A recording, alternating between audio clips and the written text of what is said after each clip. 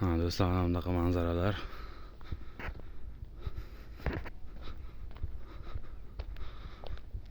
Manzaramiz juda chiroyli. Mana tollarimiz, daryoning bo'yidagi mana.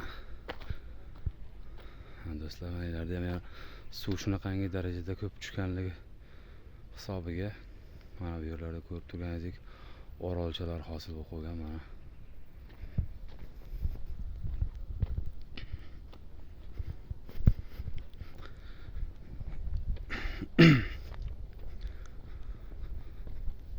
Haqiqiy toza havo do'stlar, mana dam olish uchun, ya'ni bugundan boshlab, ya'ni mamlakatimizda Navro'z bayrami munosabati bilan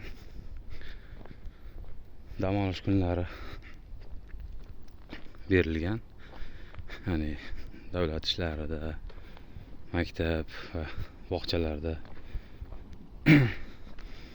shunaqa kunlarda do'stlar, mana shu toza havo bag'riga kelib bemalol dam olsalaring bo'ladi do'stlar. Havo o'ta ham toza, shovqin yo'q. Faqatgina mana shu yerda daryomizga quyiladigan shunday bir bu tarafda, ya'ni mana shu ketayotgan mana chap tomonimizda katta ko'l bor. Ya'ni 70-80 gektar deb aytishadi. Qadimdan katta ko'l bor bu yerda. Mana shu ko'ldan oqib o'tadigan suv, ya'ni bu suv ko'ldan oqib chiqib kelib, mana ko'rib turganingizdek do'stlar, bu Sirdaryoga qo'shiladi bu yerdan do'stlar.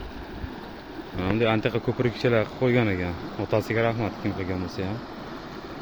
Yani o'zimizda aholi insonlar qilganmi yoki fermer yo dehqonlar qilgan bo'lsa ham, kim qilgan bo'lsa ham kattakon rahmat, shunchalik insonlarni mushkulni oson qilib turganligi uchun.